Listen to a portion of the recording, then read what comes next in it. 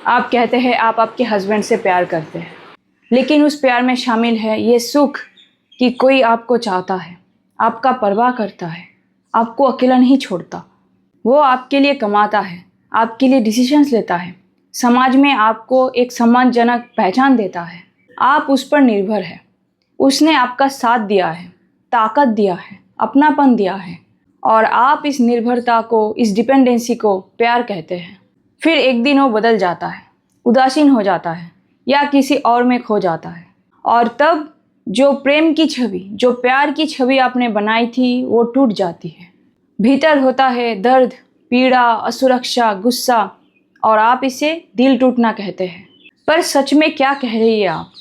जब तक आप मेरी ज़रूरतों को पूरा करते हो, मेरी अपेक्षाओं पर खरे उतरते हो, मैं आपसे प्यार करती हूँ। लेकिन जिस दिन आप वैसा नहीं करते, मैं आपसे दूर हो जाती हूँ। क्या ये प्रेम है? क्या यही प्यार है? फिर आते हैं इस कहानी की दूसरी पहलू पे। आप कहते हैं कि आप आपकी पत्नी से प्रेम करते हैं। उस प्रेम में शामिल है सेक्सुअल प्लेजर, ये सुख कि कोई है जो आपकी बच्चों की देखभाल करता हो, आपके लिए खाना बनाता हो, घर संभालता हो। आप उस पर निर्भर हैं।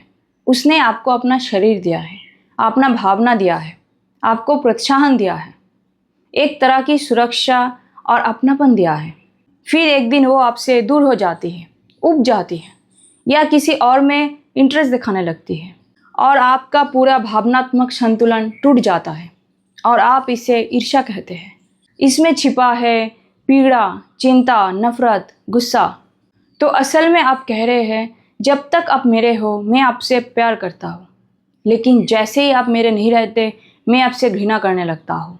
जब तक आप मेरी ज़रूरतों को पूरा करते हो मैं आपको चाहता हूँ, लेकिन जब आप ऐसा नहीं करते मुझे आप अच्छे नहीं लगते।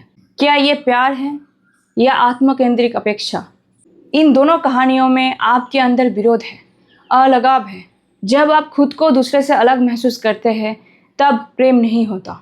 लेकिन आप अगर अपने साथी के साथ, अपने पार्टनर के साथ बिना सोचे समझे रह सकते हैं, अपने अंदर ये विरोधाभासी स्थितियों को ना आने दें, अपने भीतर की ये अंतहीन झगड़ों को ना जन्म दें, तो शायद आप जान सकते हैं प्रेम क्या है। जब प्रेम होता है तब सिर्फ दूसरों से नहीं बल्कि अपने आप से भी आज़ादी होती है। किसी के अपने होने का भाव, मनोवैज्ञानिक रूप से किसी पर निर्भर होना, किसी से मानसिक पोषण पाना, इन सभी में हमेशा ईर्ष्या, भय, अपराध बोध और असुरक्षा बनी रहती है। एक मन जो दुख से भरा हो वो कभी प्रेम को नहीं जान सकता, और इसीलिए प्रेम का संबंध ना तो सुख से है और ना ही इच्छा से।